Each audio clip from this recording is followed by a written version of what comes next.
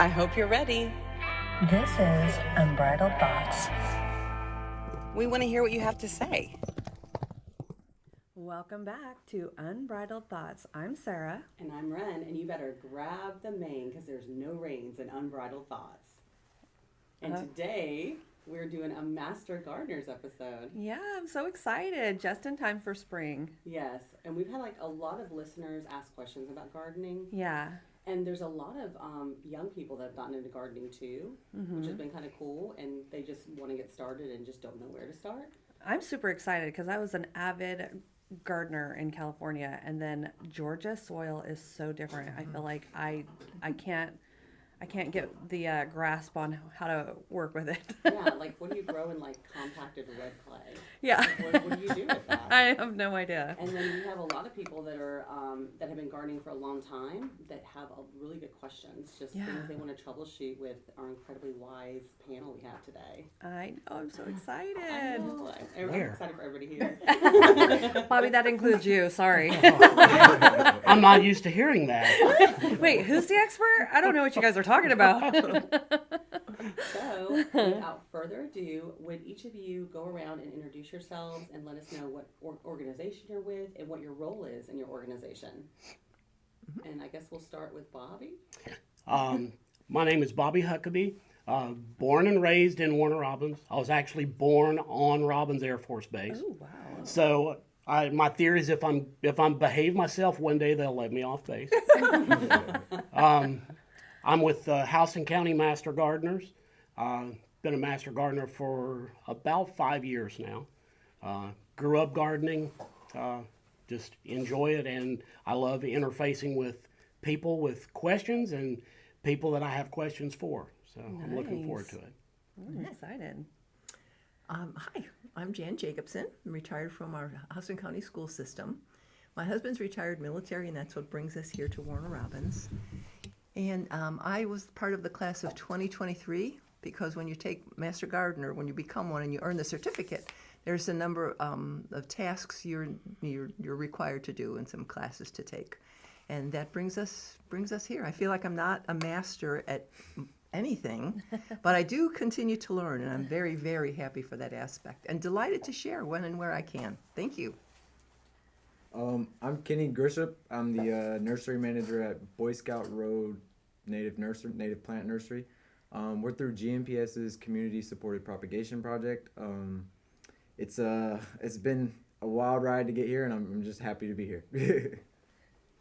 I'm Danielle Hines. I'm not a master gardener, but I've been doing gardening in my house on my garden for 32 years. So over the 32 years, I've learned an awful lot about gardening. What goes on in Georgia with my soil, which was a combination of stuff, and I learned so much from a bunch of the different places that had gardening centers, and I don't know if I can name them or not, but there was one older gentleman who taught me about hostas, for example. I learned a lot from him. But as far as amending the soils and that kind of stuff, that came over the years. So I'm more than happy to share what I've learned over the years with whoever wanted to know. I can vouch for her garden too. It's gorgeous. Oh, yes, I've been there. It's very cool. Well, I'm Donna. I'm a Master Gardener class of 2019. And probably my field would be horticulture therapy, and if we have time, we'll explain that horticulture therapy you have to be certified to do. Otherwise, you're doing therapeutic horticulture, but I won't go into that right now. And I became a master gardener because my best friend of 40 years said, I'm getting tired of coming over to your house, go and take the class. So I did. And here we are. And I've known Ren forever because she's the best in the world. Oh, I love that. Yeah, I spent 3 hours with her the other day. Yay. It's the best 3 hours of my life. And I, You don't want to explain what you were doing. Yeah. Oh, I am Donna's esthetician. I've been Donna's esthetician for a long time, and she's one of my best clients. She wears her sunscreen, and she sends me all her friends, so I love seeing her. I'm one too. Yes, and Danielle's one Yeah. too. And actually, I don't know if I told you all this, but Danielle, when she bought her house, it was just on a cul-de-sac in Warner Robins. Just it had like a grass lot in the front and the back, and she's with clay, and she's transformed the whole thing into like literally a Tuscan garden. And I see birds and insects in her yard I do not see anywhere. It's been wild. a fun 32 years. My famous line is, "I've got the nails to prove it," which means no nails, and what I have is dirty. You're talking about soil real quick. When we do the Master Gardener course, they take us to the soil lab at UGA, because we're a part of UGA.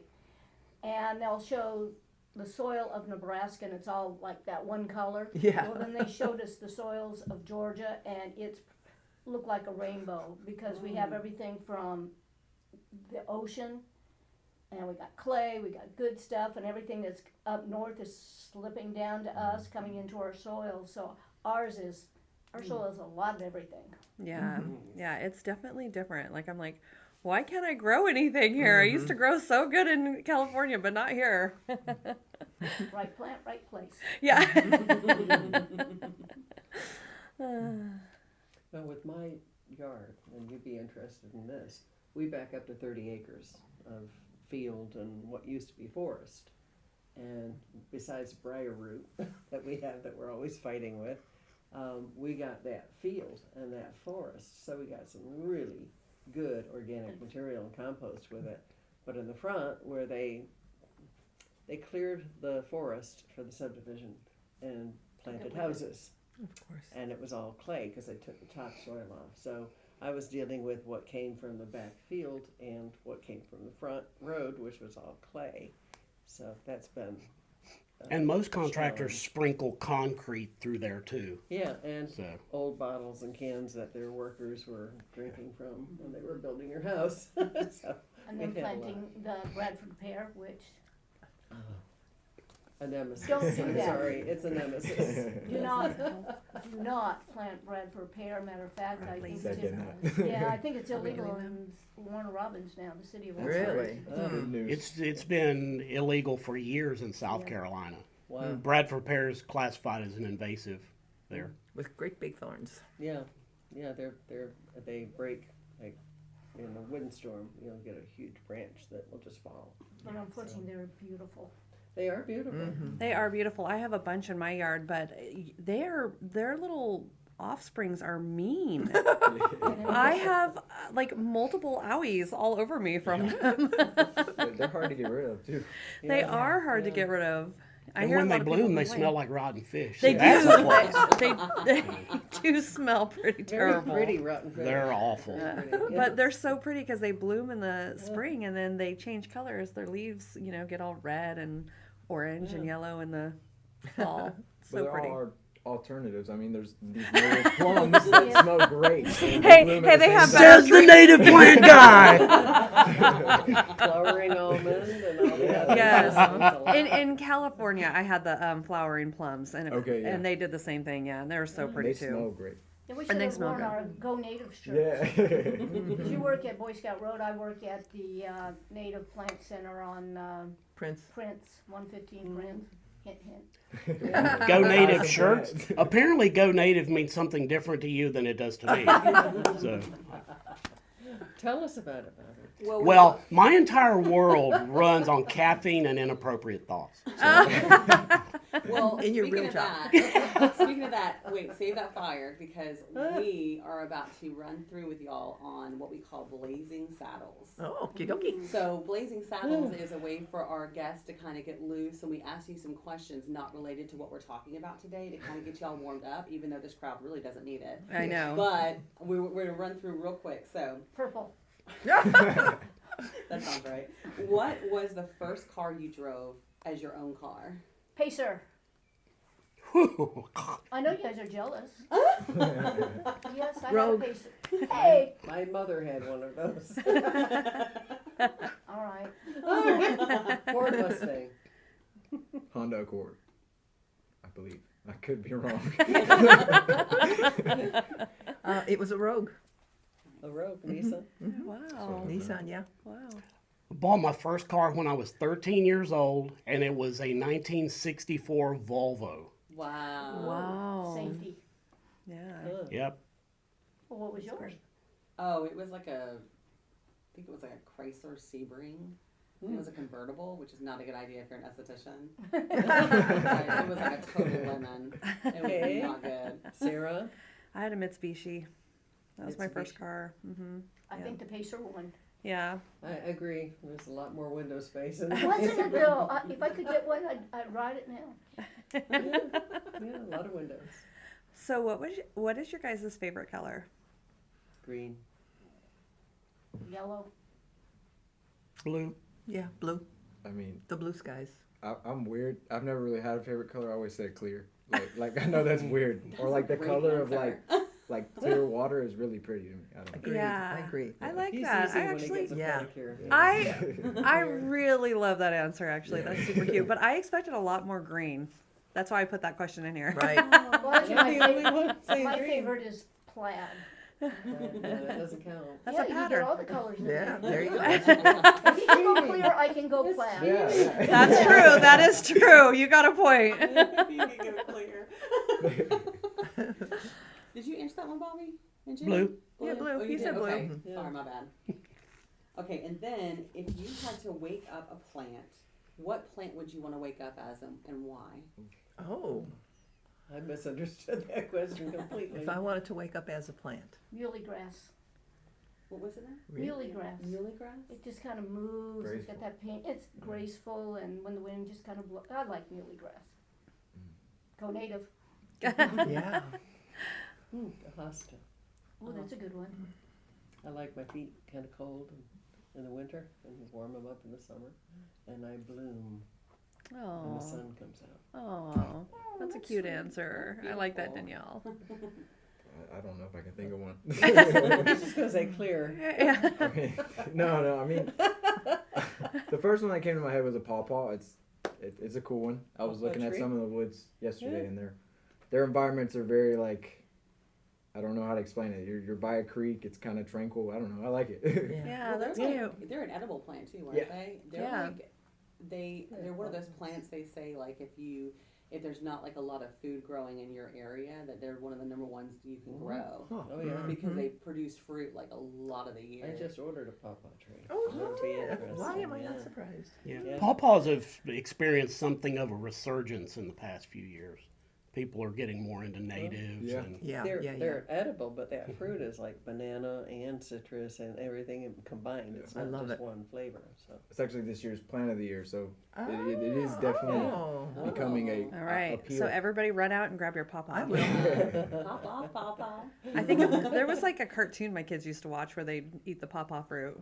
yeah, I can't remember which one it is. It was the bears. I bet one of your listeners knows. I know. Jan.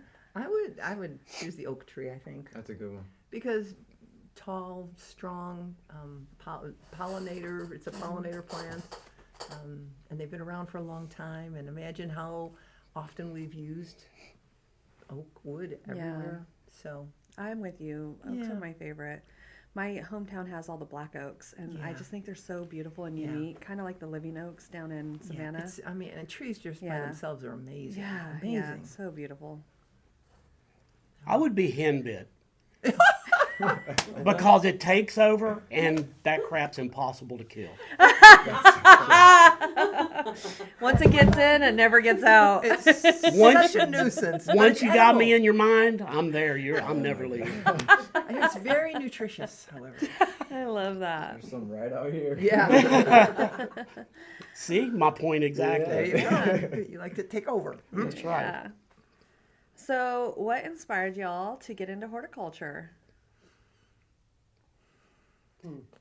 Mine was it's exactly the opposite of what I do for a living. Really? Oh, that's a good What do you answer. do for a living? I'm an engineer. Oh, Been an engineer I was for expecting this 42 answer. years. I was thinking either an engineer or financing. I was like, this guy Does either it works for- show that badly? Yeah. Man, this No, guy's that's what I- really socially awkward. He's got to be an engineer. And you Hey, are I the went to school to head be an engineer, so Yeah. Anybody that loves henbit has got to be an engineer. That's why you were invited. Hey, but you know what? I mean, isn't that what they're saying about engineers now? Like they're just kind of like taking over. They're like taking over, and to a lot of companies, a lot of people feel the workers feel like they're a nuisance most of the time. And they're just everywhere now. Well, the Air Force is figuring out that there's nothing more dangerous than a room full of engineers with a budget. But they're usually more introspective and not so talkative. Well, yeah, It that's depends. true. It depends, though. I mean, I went to school for engineering. Nobody would ever realize it. You ask them the right question, they will not be quiet. Okay. Oh, I can talk the ears off a brass monkey. There's no doubt about that. And you'll go right into every detail. Don't ask the time, they'll tell you how to build a watch. Yeah. Okay, Jan. Well, I forgot the question. Why did you go to horticulture? Oh, why? I had a friend of mine who was a master gardener, and he explained to me that he participated at the elementary schools with a program called the Junior Master Gardeners. And so it was when you know somebody, so it was a personal invitation, I guess. He says, yeah, you got to do this, you'd be great at it, be able to go back in the schools. And so anyway, yeah, I give him credit. I'll give a shout out to Andy Rodriguez. Oh, we Yeah. love Andy. Yeah, He was in my Zumba class. yeah. And then can dance. So he's Andy sounds awesome. Yeah. so he just we talked about it for years before I retired, and then after that jumped right in with a couple of other people who retired, which is not uncommon apparently with when you take these classes. Like this year we have retired doctors and nurses who are taking the classes to become master gardeners. So like you with the engineer, and they're from all over the place. But it's because I think there's this, I don't know, movement where people want to get back to our basics, get their hands dirty, watch things grow, nurture, and then enjoy the benefits of it. So, good question. Thanks. Yeah, you're welcome. For me, I guess just kind of like my love for nature. Like, I found myself kind of in a low point in my life, and then I ended up going out in the woods and just appreciating it more and more and more. And the more I look at it, the more I want to restore what has been lost. So for me, it's more of I want to bring natives into the horticulture scene and be able to turn people's yard into a wildlife sanctuary, as well as that, grow food and be able to supply your family with meals and things like that. So That's I think it just comes for an appreciation of life, I guess. We appreciate that. That's Absolutely. That was a great answer. Provide really meals. good. Yeah. And Wonderful. what you do with natives can transform people's views and habits with gardening.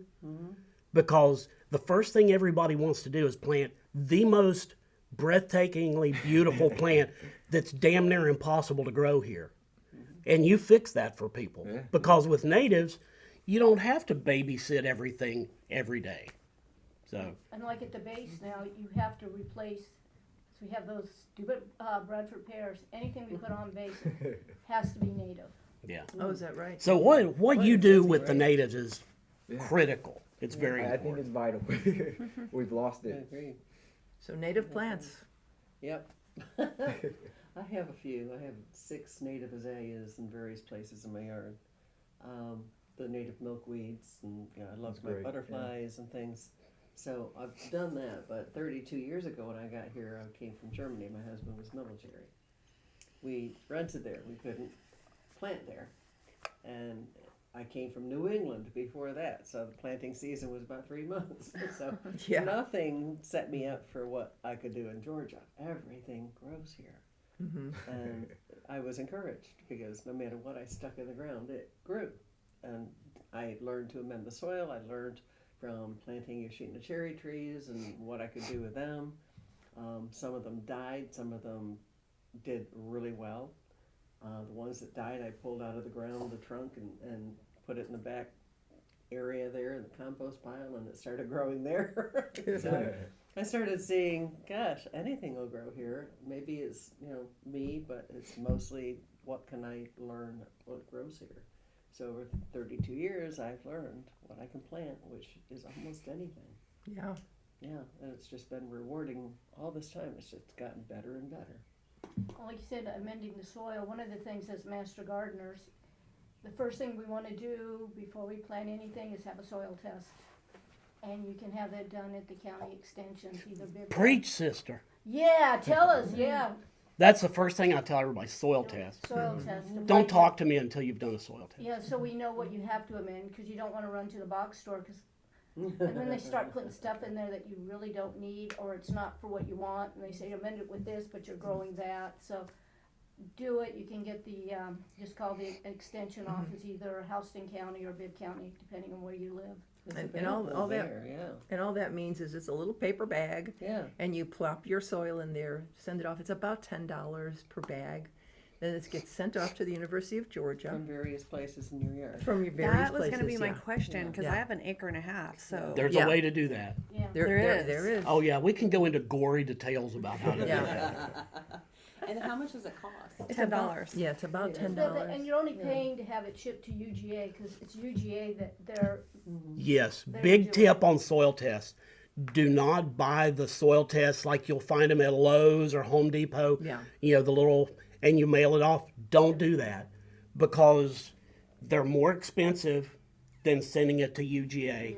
And You know, UGA, if you pay a bonus of like $2 more for a total of $12, you get all the information you could possibly want about your soil. and The best bang for the buck. Well, it probably helps the school too, because, I mean, I'm not saying everyone has special soil, but if you have a type of soil that they've been looking to research, then you send it to them, they're like, oh, hey, oh my gosh, you have this? Like, we're looking for this kind of sediment or the other way, whatever. like, what is this? Why is it here, you know? And I didn't know about it 32 years ago. Yeah. I learned the hard way. Yeah. And about 10 years ago is when I found out about it. And it's fun because, and you tell them that, here's my soil, I want to grow vegetables, I want to grow trees, I just want something to grow. And so when they do the test, they will tell you what you need for whatever you're working on. And Yeah, it's so fun. the results are tailored to what you asked Right for. Yeah. And it can save you a lot of money because a few years ago I wanted to put in blueberries. And I had my plan. I was going to buy like $200 worth of blueberry plants, sent off my soil test, and they absolutely will not grow on my property. So it saved me all that money and heartache. That's right. So Yeah. So it's, I think it might not be $10, but it's about $10. And the extension office will send it off. They will send you back as the customer the results via email. And we were able to visit some of those labs while we were in our classes, and they're fascinating. See all the Because they'll colors. take that soil and they'll keep on breaking it down until into the molecular structure of it. So it's thorough, what you're saying. It's thorough. But it's easy to read, so don't, Right, even though they right. do this, you get this little email and It's very user friendly. very usually friendly, and if you Yeah. have a weird shaped yard, it kind of tells you, well, okay, this is what you need to do. Because like a lot of times when you buy the bag, it will say covers this much, and you're kind of like, well, I don't really know how much I What need. does Because that mean? yeah, because my yard isn't square. I've got this little piece here and a piece there, so yeah. You Then, haven't said what the- got you into horticulture. Oh, my friend saying that she was getting tired of coming to my house. That's right. it. She Oh, did yeah. kind of say that. She And did. Yeah, and see, Memory. and for the Master Gardener course, it's not, it's what, 12 weeks long? It's every Thursday from like 9 in the morning till 4 in the afternoon, so you have to be dedicated for it. You have, there's testing, you have to take tests, and you have to give so many hours volunteer the first, well, you have to do that every year after that, but more the first year. So it's kind of involved, that's why we have a lot of older people that have more time, but we'll take a young one, you can probably get off Thursdays. There you go. I got school and work, so. And all the What about the instructors, pawpaws? Yeah. and all the instructors are from UGA, or Yeah. the majority of them, so you're not just getting, me coming up there and saying, oh, I think, we've got the experts, the PhDs and whatever we're studying that day. It's And so to- funny, like Kenny turned out to be like the Harry Potter of this entire like gosh. podcast. Yeah, They need to. absolutely. So invested. All the instructors are so invested in you. Yeah. So just look up, if you're not sure where the extension office is, it's online, UJ Extension. There's one If you can find the Perry Courthouse, you can find in us. Perry, that's right. So there's one in Perry and one in Macon. Same building where you can vote. Where you vote, yeah. Same building. And I have to give my number one tip for making your soil test successful. When you get the little bag, there's a dotted line. It says fill bag to dotted line. They mean it. Pay attention. Because if you put 3 tablespoons of soil in that bag, UGA is going to receive and say, yeah, this is not enough for us to test. So Right, right. fill it to the dotted line. Nice. And I want to ask y'all, God, I'm like so into this conversation. I'm like, I have to like change gears and it's hard to. Landscaping, edible gardening, or flower cutting? All the above. All the above? All the above. You a greedy girl? Yeah, I only have a third of an acre, and the house is planted in the middle of it. But you have been to my gardens, and you know that there's blueberries, there's strawberries, there's all sorts of stuff in there, in various places, and herbs, and then there's the visual. There's all sorts of things. So I could never limit myself to one of those three. It's just, I am greedy. Yeah. Absolutely right. With me, I don't. My big focus is Hope Garden. It's on Robbins Air Force Base. We have a lot of people that come in because that's where we do the horticulture therapy and stuff in there. I will not do edibles, even if I know it is safe to eat. If anybody asks, no. Because because we have so many people coming through, and it's by the hotel on base, and I don't want them to say, "Oh, she said this is edible," and eat something that isn't. So I just kind of tell everybody, no, just to be safe, because I don't want somebody getting sick because they mistook that for this. Okay. So, but I guess landscaping for me. Now my house, my private house, I don't do anything. I live in the woods. I've got 15 acres with a log cabin, kind of right there, and I just go native. And I got some invasives. I don't want to get rid of my mimosa trees. I've heard they have like anti-depression properties or something. Oh, it Yeah. does. Yes, it that's pretty does. interesting. There's a lot of health benefits to mimosas. And some people, they fix nitrogen too, because it's in the legume family, so I've heard that's cool. But But if you unfortunately- combine it with champagne, it's even better. I was going to mention the bottomless mimosas, but I was going to let somebody else say it. Bottomless mimosas at Donna's house, that's what I heard. Very therapeutic. Sounds like a pretty good deal to me. You know? That's like a great deal. Unfortunately, they are incredibly aggressive. Yeah, we know it. Forget that way when they've No, got wait a too minute. many mimosas. Are you talking about the tree or me? The mimosa. Or the bottomless mimosas. We haven't decided yet. We'll find out later. Yeah. Yeah, I have to say all the above. However, I'm really fascinated about how much, I regret that we've gotten away from plants that have fed generations and generations of people. But let's bring some of that back. For example, a comfrey plant. You know, they call it the bone mender. It's so therapeutic. And you just talked about the mimosa. You take a dandelion. We've been taught for years that it's a weed, but if you pluck out that dandelion and you eat the root, it is exceptionally good for your heart. And the flower itself. And on and on. There's so many things that are edible. Flowers that are edible, for example. Anyway, there's quite a bit out there for medicinals. And where do we get some of our pharmaceuticals?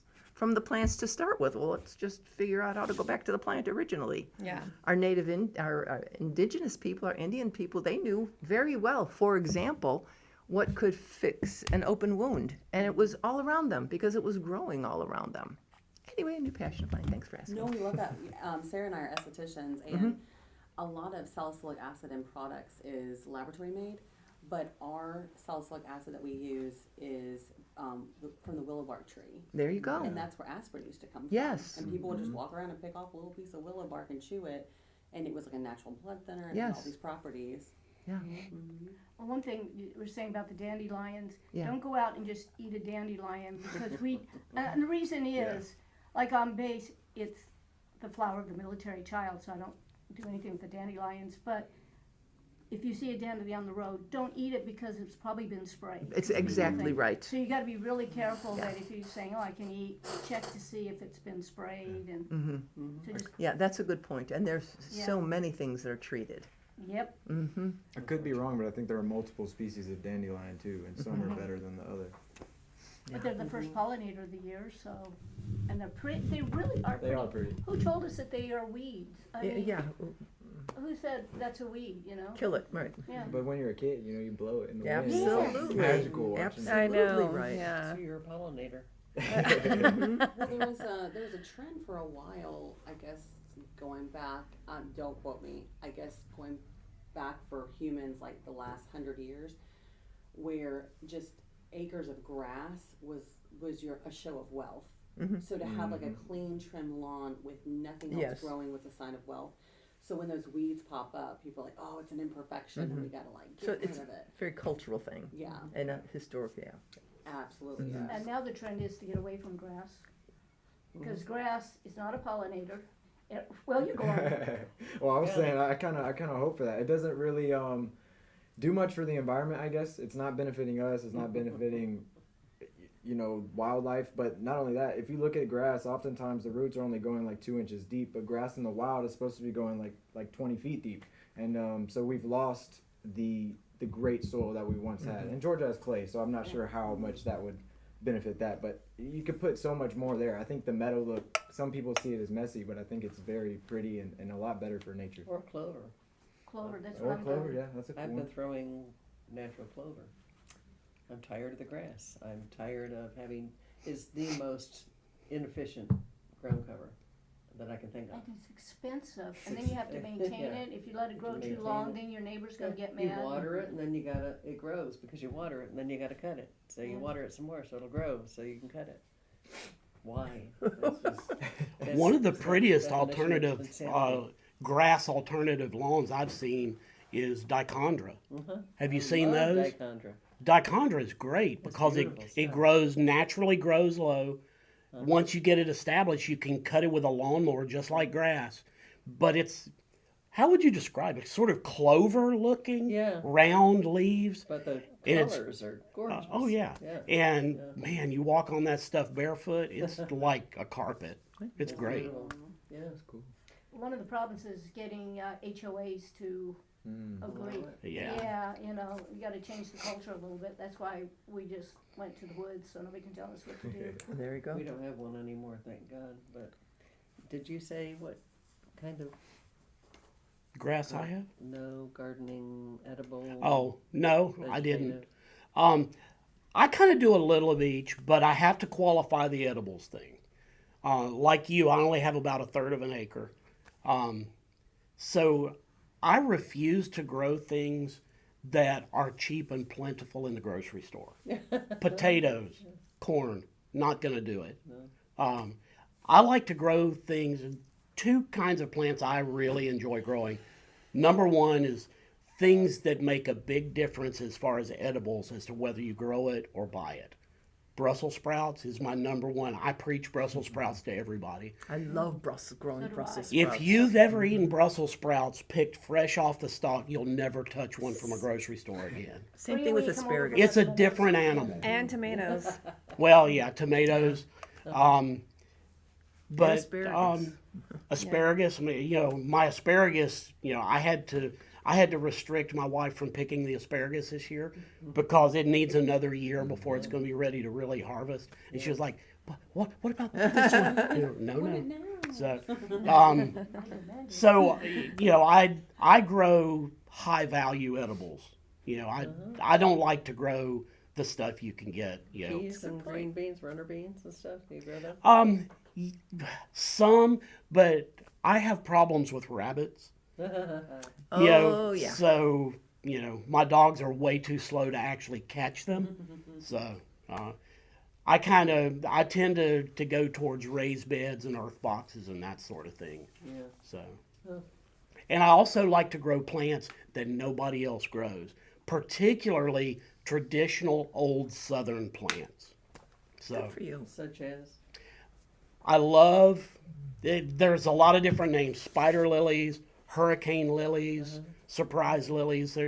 My grandmother used to grow them, and I have a bunch in my yard from the bulbs from her house. Wow, So that's I can wonderful. trace those back almost Nice. 80 years. What about ginger lily? Do you grow the ginger lilies? I don't like ginger lilies because they try to take over everything. Yeah, I just. They grow really well, and they're pretty, but boy, they'll chase everything else out. Yeah, So. I've cut a lot of mine out because of And you mentioned native azaleas. I have a lot of native azaleas. I love camellias. yeah. But I have people all over Middle Georgia that have branches of their native azaleas pinned to the ground with bobby pins and bricks because I went up and knocked on the door and said, "Hey, do you mind if I propagate that plant?" And they're like, "Sure." So I have plants all over Middle Georgia that are propagating for me right now. That's a riot. So That's right. What about you? You didn't say, did you? Edibles I don't know if I versus- did. I guess landscaping and an edible garden, but since nobody's talked about flower cutting, I think that's a underspoken because a lot of people do it, and I heard of recently. There's a guy at the nursery that was talking about doing it with native plants. I keep talking about native. I'm sorry, but You're the native guy. but yeah, That's no, why I you're know. here. Why you're here. But he used like river oats and different plants to put them together, and he's making bouquets. And so I think it's an opportunity for kind of expanding where people are looking to make these flower cuttings instead of using roses that once again aren't as good. You could use Yeah. different things, and it does have definitely a different appeal. And if you're looking for something different, that's a good place to start. I had a kind of funny story about that. A friend of mine said, "Oh, I want to do that and start doing native gardening and make bouquets for weddings." Well, she didn't know anything, so she went out there and thought, just go out and cut stuff, and she made a very beautiful bouquet with what she found, and she had the little draping, vine on it. Turned out to be poison ivy. Oh, So as the no. bride is going down, all the bridesmaid and all them just start breaking out. No. She's not in business. Oh my God. You know what I've been, and I should say this with a caveat because I'm sure some of the stores or greenhouses are going to be upset with me if I say it, but I have a bunch of Japanese maples in my yard, different kinds, blood goods and lace leaf, and I've got them all. And the Grand Emperor drops things all the time, and I walk through the yard and notice a little Japanese maple about that high, and I'll pull it up and put it in some dirt, and then it's this high the next year, and winter's over just fine outside. So if you have a Japanese maple, look around for little babies because they propagate really easily. Wow. And if you wait and get them at 4 feet tall at one of the They pay. stores, you're going to pay $100 or more. Mm-hmm. So these little guys, I've got 4 or 5 right now that I just found yesterday that I stuck in my dirt. So, yeah, that's just a hint. Don't buy more than one and then start looking. Or come to your house. Yeah. Yeah. Come to my house. You can look on the ground all you want. If you find any, they're yours. That's cool. Okay, so do you guys have any like yearly must-dos in spring and fall to prepare for the year? in the fall, clean up the old dead plants from the summer. Okay. Don't just leave them out there. Now, some plants you can cut and leave in there to break down, but others you want to get out of there because of the risk of disease from year to year. Tomatoes, that's one of the big ones. Take your old tomato plants out and dispose of them. And there's some others, but clean up. And frankly, a lot of people, especially in Georgia, in the South, they kind of consider the garden dormant in the fall through the winter. And we have a lot of things that grow great in the wintertime. I have heard an old saying once, you can tell a true gardener by what their garden looks like during the winter. Yeah. And it's true. And some of them you plant during the fall. Absolutely. Everybody thinks, oh, spring or summer, but no, sometimes fall's your better time. Yeah. Absolutely. And even regarding vegetables, then you don't have the pests, you don't have the heat, and you can grow wonderful Brussels sprouts, Brussels sprouts, broccoli, broccoli, lettuce. cabbage. There are a lot of lettuces Yeah. that the seeds won't even germinate if it's above 75 degrees. Yeah. A lot of cold weather plants, which we don't get a lot of cold weather around here, but It's quick. when we do get it, You get it. like you were saying, it's going to be cold. It's going to be freezing for a few nights again, It's like snaps. and but all of my lettuces and spinaches made it through just fine. Because the ground is still Yeah, Warm. still warm. still warm. They liked it, so I think we were looking at each other. And how many things do you have to do in the spring and fall? There's so many. There is, but it's fun. It's therapeutic. Yeah, it's therapeutic, and you just don't show your nails to anyone. But I don't wear gloves, and I think that's part of what my plants like. I must have something in my chemistry that they like. So, as far as cleaning up, this year we did something different in the fall. We left the leaf cover And normally my husband's out there raking away and bagging stuff up. And this year we said, we're going to leave it. And we raked it into the beds. So the beds had all sorts of good mulch in there. And this spring we had a lot of work to do to clean it all up and get it re-mulched. And we mulched down the dead leaves and the sticks. And we used that in my raised beds. So I had about 2/3 of the raised beds were mulch, leaves and sticks. And the rest was good organic soils that I put together myself with a whole bunch of stuff. It protects So- moths too, like all those beautiful moths, like that you see that like have like the real beautiful like wings. They lay their eggs in your leaves, so that's why you don't see as much moths as we used to, like when we were kids, because people rake so much now. All the critters have a place to winter over to. It creates some really nice And warm it's beds. cheap. It's cheap. You know, at my raised bed this last time we had cut down some trees at Hope Gardens, and we put them in the raised beds, and then we kind of layered it, like Bobby was saying, you make it, the branches and then twigs and all that, and then I put a layer of leaves on it, and then I put the soil that I wanted to use. Cheap. Cheap, yeah. It would You have cost. can't buy it. Can't it's buy it so that good. Yeah. So good.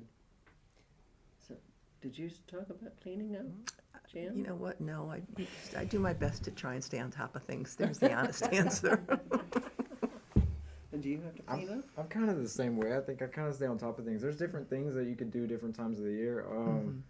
Like in the fall, I think is a better time if you're trying to get rid of like privet and Bradford pears for like cut and paint. And I try to steer away from herbicide, but for those, it seems like that's the only way I can get them gone. And I think it goes more to the roots. So that's something I try to do in the fall. Something new I've been getting into is growing mushrooms from logs, and that's better to do in the fall that's as great. well because they're ready to. There's more nutrients in the logs. But yeah, I kind of stay on top of it, and mine's kind of, I don't know, I just do it when I need to do it. Mushrooms. I love growing mushrooms. Yeah. They're good. That's your They're really favorite. good. Yeah, it's one of my favorites. Now I'm hungry. Yeah, I Get know, them right? and some mushrooms. And we got Right? Yeah. There you go. So, And then, do you have a holy trinity that you believe thrive best together?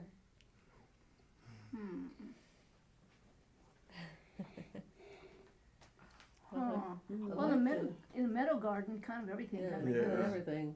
Yeah. But you've got your, like, I have a metal block right now. There's a flower, and winter's over, you just have to cut it back in the spring, that you plant with your vegetables, and it keeps the pests away. What is it? Chrysanthemums? Mums. Chrysanthemums. Chrysanthemums. Yeah. And those- marigolds. Marigolds. Are, Marigolds, as well, so- chrysanthemums, all those, yeah. Those two together, well, chrysanthemums or marigolds will go with anything and protect them. So no trinity, really, just anything. Yeah. Yeah. Yeah.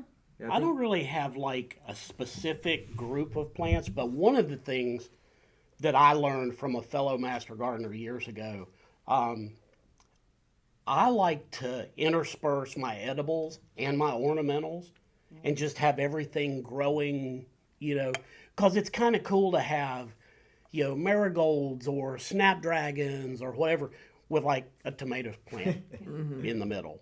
So that. I like, I love it.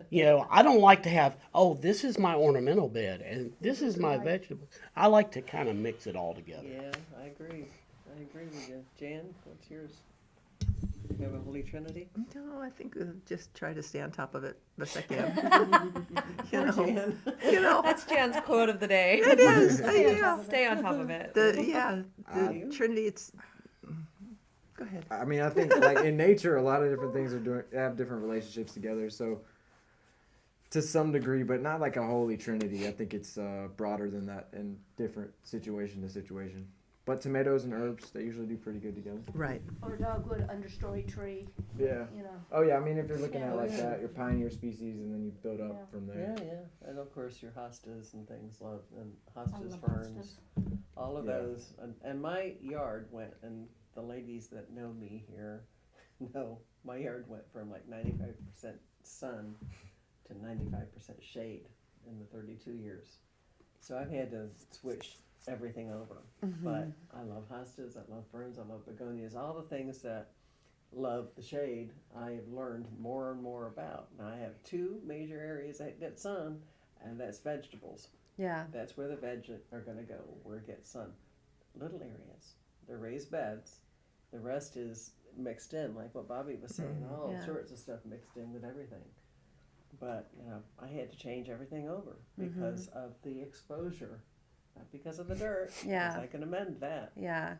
but the exposure made all the difference. in You the must world. not have deer. I don't. I'm all fenced in. I back up to 30 acres. It's not mine, or I'd be bankrupt right now. But Because you said you have hostas. Uh-huh. Hostas are like Snickers bars to deer. Yeah, I they haven't are. even seen deer in the back field. I've seen a fox. I've seen armadillo. I've seen all sorts of Yeah. stuff. But we're fenced in, so that's. If you have deer, around your property, don't even try hostas. I mean, the deer will mow them down. You'll come out and I thought I planted hostas here. They're I gone. thought. Exactly. I love it. I love it. So are you guys promoting, and I already know the answer, but I'm going to ask anyways. Are you guys a chemical promoter or a natural promoter? How about combination? Do you? Yeah, like you were saying, there's some things that I try to avoid it as much as I can. Yeah. However, there's just some things that You can't do. you can do. And just to give you an example, because I'm with Donna on this. I use chemicals, but when I do use them, I try to be cognizant of how it's going to impact, especially pollinators. I try to use them when it's not going to affect the pollinators so much. But just to give you an example of the difference between potential chemical and organic solutions, when I did my Master Gardener classes, we had a speaker come in, and he was the Georgia extension agent, the main guy for peach farming in Georgia. And we asked him that very question, what about organic? And he literally laughed. He said, there's no way to grow peaches organically. He said, with regular chemicals like you use for pests and diseases on peach trees, you have to spray about every 3 weeks. You have to spray those peach trees about every 3 weeks. That's with, chemicals. If you're using an organic solution, you can do it, but you have to spray about every 3 days. So, number one, it's extremely labor intensive. And number two, it's incredibly expensive because those organic things are not free, they're just different. So, I try to use some judgment. I'm not one of these that's like, wee-haw, let's spray everything. But I do use it when necessary. Virginia creeper is the bane of my existence, and I will crossbow the heck out of that stuff. So. But then when you use it, if it says to use a little, that doesn't mean a little's good, a lot must be better. Yeah. Follow Yes. the label. Oh, good And I point. think in our class he told us that label that's on the back of chemicals, that's a legal binding contract. Yeah. So when you buy it, that's legally binding, so you better read it. You know, That's a very good point. yeah, read it and do it right where all your Yeah. PEE and all that, and, Yeah. Yeah. you know. My stuff is all organic, and there's 2 of us on our street that do not use chemicals, and we both got hit with armadillo. We're the only ones in the neighborhood. Because they dug through that stuff and they got those grubs and those worms and stuff. They knew they weren't going to be poisoned. And they are cute. That's what gets me. One of them in particular was just too cute, and when I scared him, he jumped into the air all 4 feet off the ground, about that high from here to here. I love that. And spun in the air and took off to the back field. Is this a cartoon? They're just really cute. But they dug my whole yard up. Oh man. Well, an armadillo is just a tactical possum, right? So, Yeah, this guy was funny. Though. I mean, he made my day, but I wasn't happy after I saw what he did to me. I kind of learned at Hope Gardens on the base that if you have something like, armadillo and their holes and stuff, you can't keep up with, garden's about 3 acres, when you say, Bobby? Something Yeah, like that, yeah. And weeds are gonna be there, and I thought, I'll just put a sign out. If you put a sign out and say, armadillo hole, people are like, wow, that's really cool, or if, some of the grasses that people think are weeds, or the, especially the dandelions, I have a sign, flower the military child. Oh my goodness, you must put it there on purpose, So if you label stuff, people are more forgiving, I found out. All right. That's cool. And I get the master gardeners that have some artistic talent, and they make them real pretty. And Yeah. It's kind of like a queue of care is what I've heard it coined. yes, Like labeling or putting a barrier around your bed so people know it has a purpose. Good points. because see, the base had 11 acres, and they decided to make it into a meadow. And sometimes during the year, it looks very not pretty. And I said, you got to put a sign up so people will know this is what it's supposed to look at. And they did. Once they put the signs up, people quit calling and say, why do you have this mess right in the old base? Put signs up. Okay. I would love to know y'all's thoughts about growing with the moon cycle, like the cycles of the moon. I've just started looking into that recently. Really? Have you looked into it, Donna? Well, before I got to give a caveat, with the master gardeners, which 3 of us have gone through it, we're not allowed to get out any information that's not scientifically based Or that is supported by UGA. or Yes. supported by UGA, so it would be scientifically Right, based. right. So I kind of looked into that, and UGA is saying, well, there's something there, but it's not scientifically Not based. sure yet, yeah. However, with that, why not try it? Yeah. And it'd be a great project if you have a kid and they need a science project. Yeah. Well, I have a theory about moon cycle planting. And I have older relatives who are big believers in planting with the cycles of the moon. Bobby, could you first explain it, because not everybody. Well, it's like if you look at the old farmers' almanacs and things like that, they'll say like, Biodynamic plant your root crops at the first full moon in April or whatever, that sort of thing. But my theory on that is that began generations ago, and I think it's successful not really because of the cycle of the moon, but because paying attention to the cycle of the moon in a given month, it prevents you from planting like too early or too late.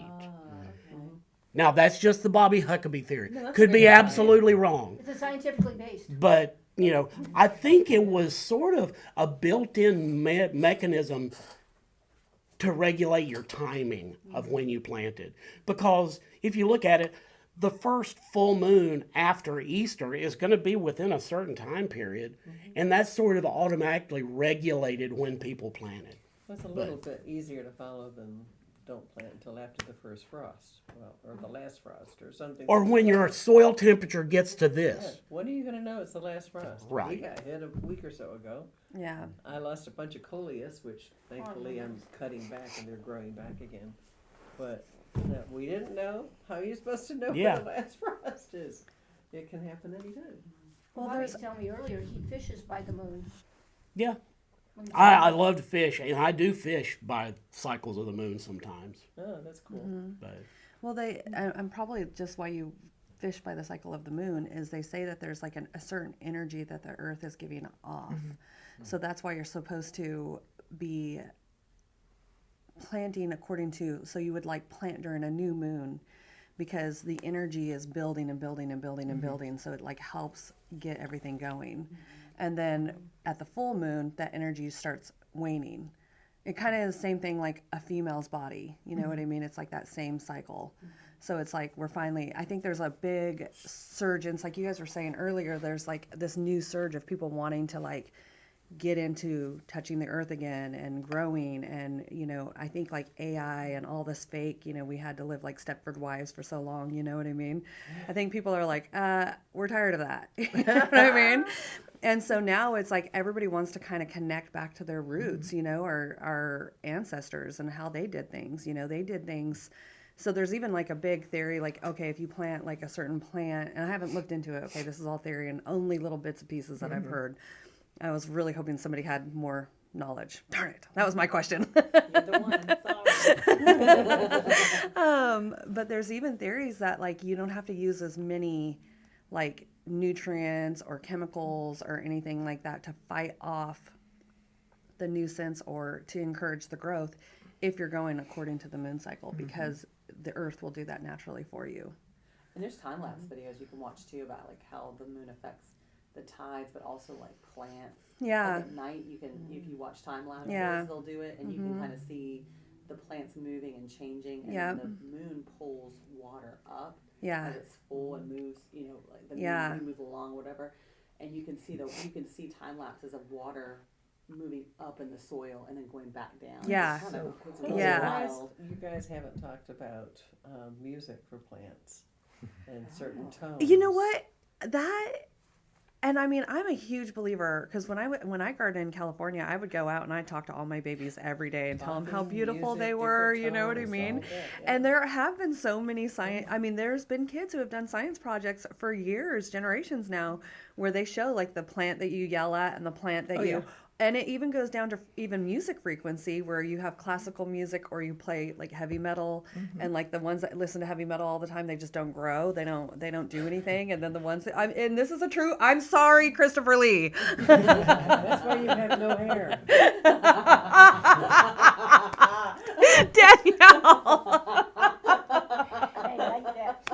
that was funny. You were starting talking about a woman's body and the cycle of the moon. So I saw Bobby over there getting a little uncomfortable. Oh, poor Bobby. You know, let's bring back natural, though. I mean, come on, we don't have to be all Well, I weird agree, about but it. The music does make a difference. They've done that experiment Yeah. with water. Yeah, You've seen those experiments. yeah, So if it works with water, and water is part of a plant, Yep. just like it's part of us, yep. you know. So I think there's something to be said. I talk to my plants all the time. I do Neighbors too. think I'm crazy, but Oh yeah, okay, yeah. I'm out good. there. I'm like out there. Yeah. You're looking so pretty. Oh my gosh, But look at all what it your does for you flowers. personally, Oh, yeah. the plant, it's Oh really yeah, like- it's more for me than them, but then they Yeah. grow too. But no, the lower blood pressure. Yes, it does. Yep. That's the energy of love. Like, I mean, if you hug a That's tree, you feel good. I imagine the tree feels good. Yeah, yeah, You get the bark off. yeah. All the, Comfortable. that whole thing about the grounding. Go outside in your bare feet. Do it. Yeah. That's Yeah, right. hug a tree. It's real. You know, and people make fun of that. They That's have true. made fun of that over the years. However, I think it has been scientifically Grounding, proven. earthing Yeah. has got its, Earthing, grounding, yeah. its roots in reality. No pun intended. Well, and there's even a whole new, and I don't know if you guys know anything about this, but there's people who actually put the seeds of their I've edible heard of this. inside their mouth. Yeah. Then they plant it, and the plant will grow according to your DNA, I've heard the and same it can thing. help balance out. It can help like heal any kind of diseases that you have, or anything like that. So this is like a whole new, yeah. I'm That doing gets way too close to cannibalism. Oh wait, did I say that out loud? Hey, chickens are Tell us cannibals, what you so. know about that. I do like the grounding, the earthing, the grounding, and the places you go for a pedicure will love you too, because you'll have to go back more often. Yeah, They get more of your money. But I walk in to get a pedicure and I tell them I've been in my garden barefoot, yeah, Oh, yeah. yeah. and Brand their knows their it. response is, I can tell. Well, and Danielle, you talk about touching your plant, like, you Yeah. know what I mean? You don't wear gloves and stuff like that. And Ren and I are I mean, that's what we do for a living, you know what I mean? Is touch therapy. Yeah. And I mean, I do believe even with plants, that's like a touch therapy. It's a vibration. It's vibration. Frequency. Yeah, Frequency, I vibration. agree with it. And for the base, the big thing with Hope Garden, we just started another one, another garden, is to keep this, we have about 600 airmen that live in the dorms. And I mean, literally live in the dorms. Once they're done with work, they get there, they get on their little PCs and we never see them again. So that's what I do is say, hey, you know, I'm getting older, I can't do this, I need some volunteers. And they'll come over and they say, this is kind of fun out here, Yeah, you know? yeah, I love I've that. been in an office all day. What better way to get What they want is play Warcraft or whatever they're playing in there, and it's hard to get them. We'll get younger adults to get out away from their screens. I so love much that. more rewarding to be out. away from the computer. I agree. All right, we swerved. I guess we should get back to work, huh, guys? But that was fun. That was cool. Wait, you told me we were going to talk about fishing. Oh, I did, didn't we? I said there I might be do want this fishing for- theory though. So when is Yeah. it best to fish? According to what moon cycle? Well, the cycles of the moon, fish actually have a swim bladder Yeah. that's full of air. And the phases of the moon can affect how that air in that swim bladder expands and contracts. I've And heard this. sometimes the fish simply do not feel like eating. Yeah. You know, and it has to do with barometric pressure and phases of the moon. So, you know, it's a thing. So can you catch more on the full moon or the new moon? Well, I like the full moon because a lot of the predatory fish that I fish for, when the moon's full, the bait fish tend to go to the surface. So they follow them to the surface to eat. Yeah. And it's easier to catch them. Yeah. Yeah. So, But if you're doing probably the opposite, you'd want to do the new moon, huh? yeah, Yeah. because they will go deep. Yeah. Yeah. It's Crazy. wild to think that fish are swimming around and be like, I just feel a little bloated. Yeah. Yeah. Those are girl fish. You're eating that worm. Oh, that's a whole other thing. I started a worm garden for. Oh, yeah. So if you come to my house and you use the guest bathroom, pull back the curtain. And there's the worm. There's the worms, but they're in a tote. So I they're got worms. I love That them. Dumb and Dumber quote, you know. That's what we're gonna call it. Yeah, for some reason I thought put one worm in there and I have 1,000 the next day. They're slow eaters, and I thought that I'd be able to take all my table scraps and put them in there. Worms' mouths are like that big, so it's like, oh, because I used to have a pet pig. Unfortunately, Davy died, but I could throw all my scraps in there, and 5 minutes later they were gone. But these worms are not quite as Little different Piggy. between the two. Voracious. voracious is a good word. It's the moon cycle. Yeah, maybe I'll take them out there and feed them. Yeah, during the moon cycle. Yeah. Yeah. Yeah. Yeah. Please don't walk around. Don't walk around saying I got to feed my worms today in public. Well, you know what? You can really worms love to go fishing. Yeah, right. Remember, I'm a vegetarian, so no. And I know we kind of already touched on this, but I would love for you guys to, anything you couldn't think of earlier when we were chatting, what is the importance of sticking to plants that are specifically native to Georgia? Was there anything that you guys didn't touch on, or? Well, can I start? I want do to whatever tell you want. people what native plants are because I don't think a lot of people know. Yes, It's please. very foreign to people, and people think they know, but they don't actually know. So, native plants are plants that have been here for thousands and thousands of generations. These plants were here pre-colonization and things like that. And so these plants are, they have very complex relationships with other plants, insects, fungi, and just everything in our natural world of Georgia.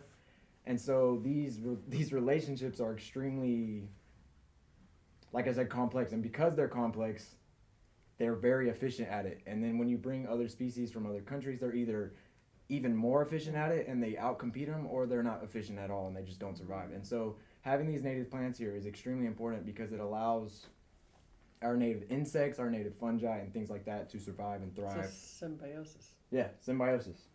I was trying to avoid very hard words that people don't understand because a lot of people they don't when you start talking about it, like, what are you talking about? Especially when you're passionate about something. Yeah, and the yeah. words just fly out. Yeah. And the other thing is, they're easier to maintain. Yes. They use less water, less fertilizer, so you're saving money. And like, when I started going all native, cause the base now says to do that. So when the bad weather comes, I don't worry about it because they've survived thousands of years. Yeah. They'll survive this, and I go out there and you'll see a little something coming out. So it's really, They don't disappoint. yeah, the only thing that may be a little bit, they're not as showy as the things that have been grown in the greenhouses that come down here, and you know. But if you want something that's going to be there all year round, like Virginia Sweet Spire, that's beautiful and turns kind of golden in the wintertime. It's just a beautiful plant. So I guess we can do our commercial, can we? Sure. Okay. I work at Boy Scout Road Native Plant Nursery. You can find us if you go to GMPS's website. They have, you can just look up, go to GMPS, go to education, then go to community supported propagation, and we're under that, as well as Stone Mountain. They're a partner with us, and Kelly Hanada leads it. He's the propagation manager, and so he's my boss. And our goal is to just get native plants out. You can come join us. We have volunteer workshops, days. We also have a native azalea festival coming up April 11th. I know we've talked a lot about the native azalea, so I'd be really interested if y'all could get out there. The address is 1494 Boy Scout Road. And I work at the Native Garden Center here in Warner Robins. It's by GMC. It's on Davis. Go down North Davis and turn on Prince. Can't miss us. Our days that we're there for selling is Thursdays and Saturdays, but I'm there most days. So, and if you need to know anything, we've got some really good experts in there about it. So, it's worth coming out to, isn't it? And we give them plants. So if y'all go there, y'all are helping us. Very good. So. And we'll do trades if you got a native plant, you have this native plant, but you really want that. We look at trading. So That's cool. yeah, we share the information. Do you have milkweed right now? Yes, we do. Yes, we do. And we just put it out last week. And what's really kind of neat is the president of the French Campions, Andrew.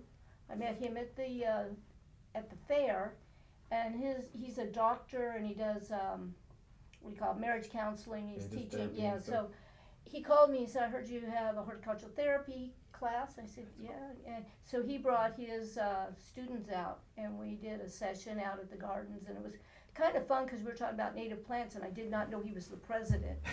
I'm there, blah, blah, blah, blah, and then all of a sudden somebody said, he's the president of French Campion. I'm like, well, then why weren't you answering these questions? He wanted to see all you knew. Yeah. I do that as a spa owner all the time. I just sit back and I'm like, all right, guys, answer And this Dirty question. You do what? So homesteading is kind of making its way back. Do you guys have any kind of advice for people who are just starting to fresh Georgia gardeners like myself? When it comes to homesteading, I would say absolutely ignore about 90% of what you see on YouTube.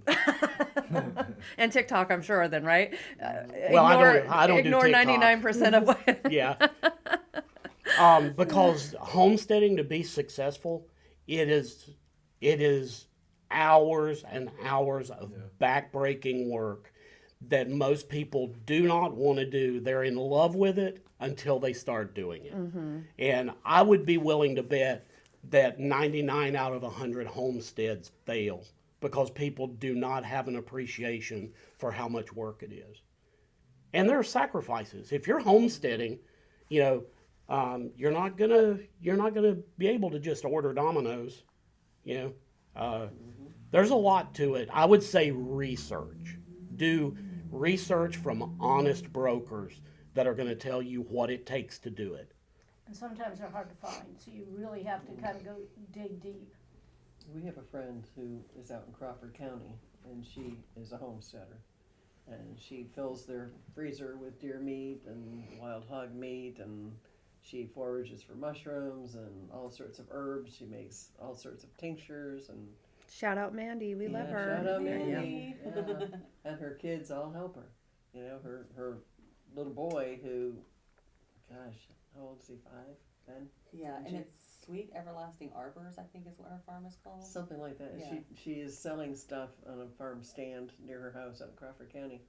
But he'll go into the chicken coops and rehome rat snakes and stuff, because if they get in there and they get hungry, they're gonna start eating the chickens. They're gonna start eating the chicks. They're gonna not just eat the eggs, and they want some eggs too. They don't want to have the snakes take them all. So Benji's in there rehoming snakes all the time, and he's like 5. He's been doing it since he was really little. All the kids, there's 4 kids now. There's a baby who's not doing it yet, but she's being taught. I can guarantee she's being taught.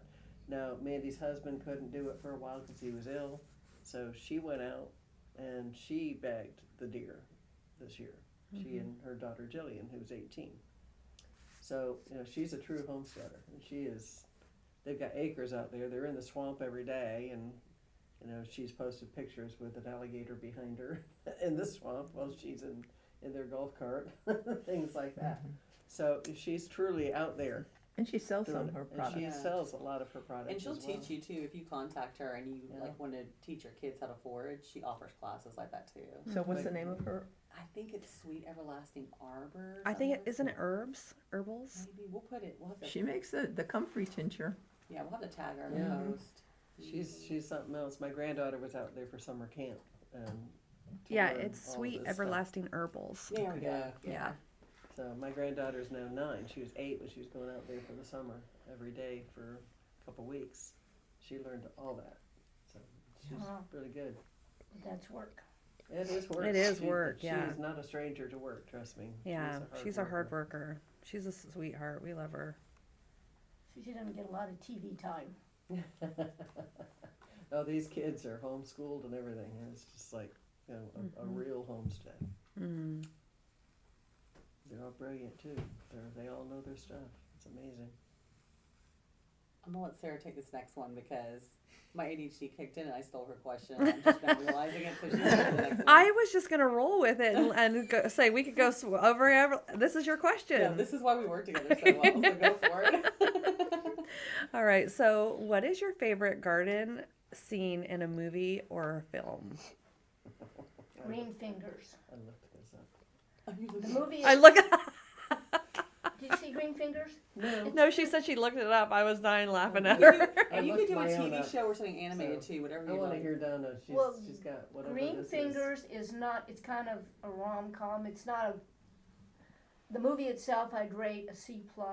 You Who's know, in it? Clive Owens.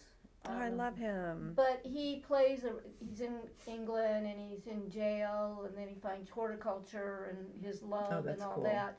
You know, the typical love story thing. My husband was like sound asleep watching it. But the scenes at the premier garden shows and stuff was eye candy. I'm like, wake up, look at this. You know. So as a movie, it's okay if you like rom-coms and you're not looking for anything really stimulating, but the scenery is gorgeous. Amazing, huh? Hmm. A Month by the Lake. Vanessa Redgrave, Edward Fox. I can't remember. There's another lady who plays equal to them, and I can't think of her name, but she played Catwoman or something at one point. Wilma Thurman. She's in it. Wow. And this has been out for like 40 years, this show. A Month by the Lake, and it's a movie, and it takes place in Lake Como, Italy. And I will tell you, the scenery was amazing. The flowers, the vines, all the stuff that you would imagine for Italy and Lake Como. That's eye candy. Is what you called yours. Easily the same thing here. Kind of funny because you were being an engineer. A friend of mine's an engineer.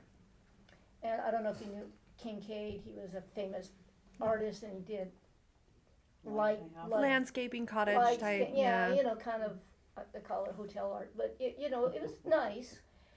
And she had the screensaver somebody gave her, so she's looking at it. Wait a minute. That plant and that plant cannot be blooming at the same time. I said, it's a painting. Well, he should get it right. I said, he's making millions of dollars selling these. He got it right. No, he didn't. Take that off now. And you know her. So literal. Alicia's like, he's deceiving millions. Exactly. Why can't I grow these two things in my yard? Liar! Liar! I can't get them to bloom at the same I'm going time. to sue. That's an engineer for you.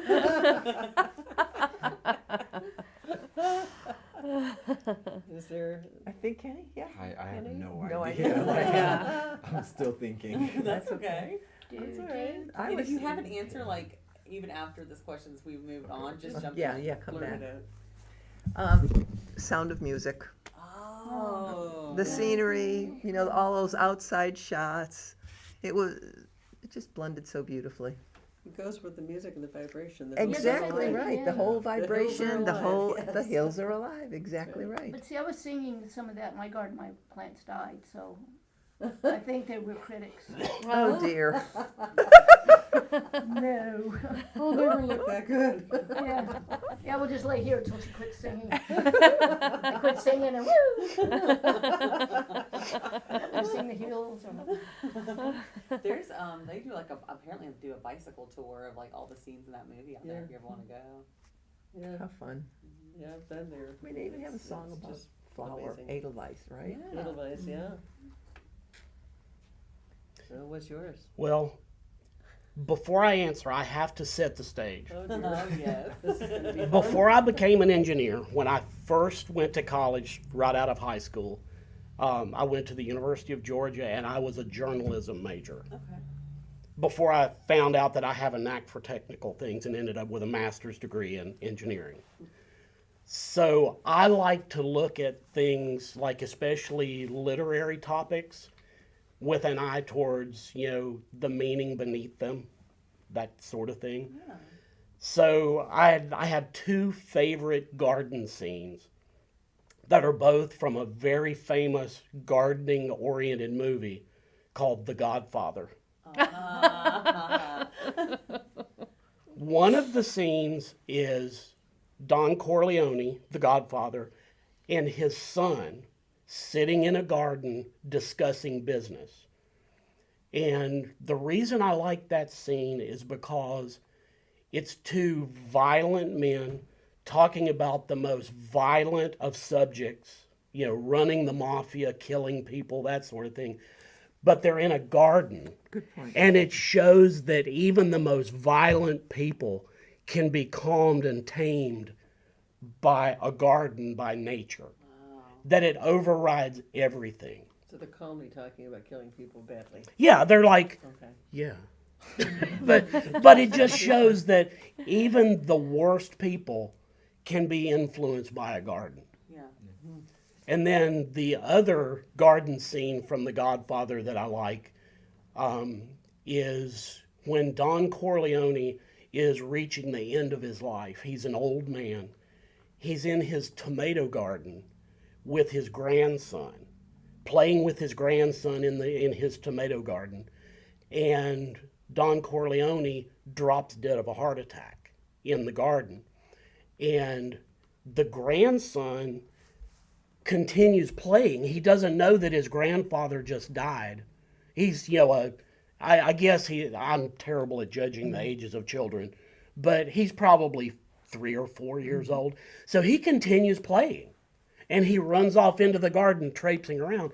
And what that shows really is that, you know, him dying, the end of his life, but he's in this garden, the tomatoes are growing, everything's renewing, and his grandson traipses off and continues. It kind of shows you that after we're gone, the earth is going to keep ticking on without us. Mm-hmm.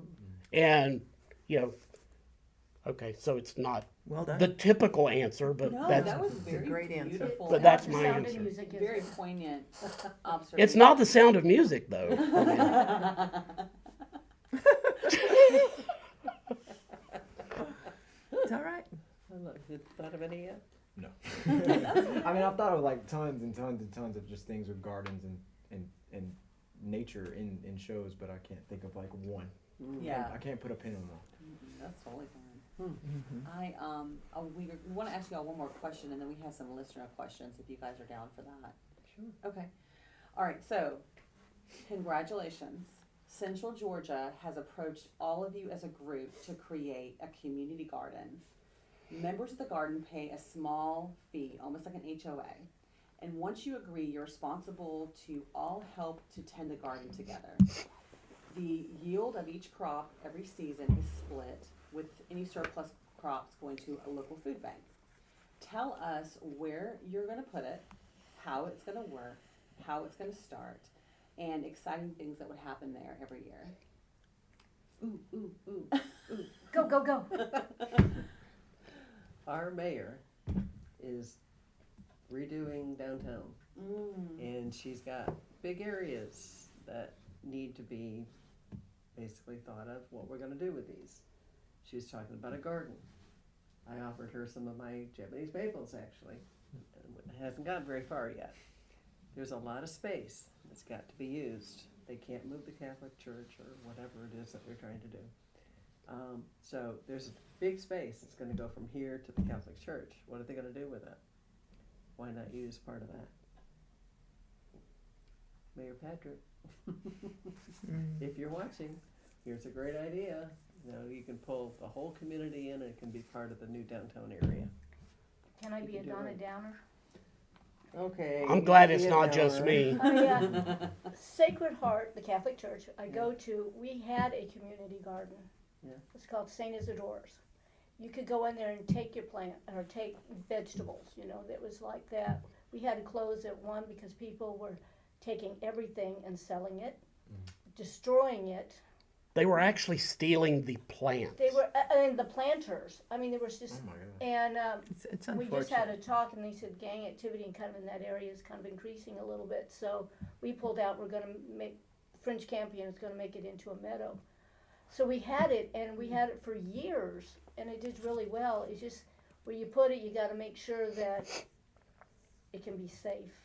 You know, Where would you put one if you could choose a place?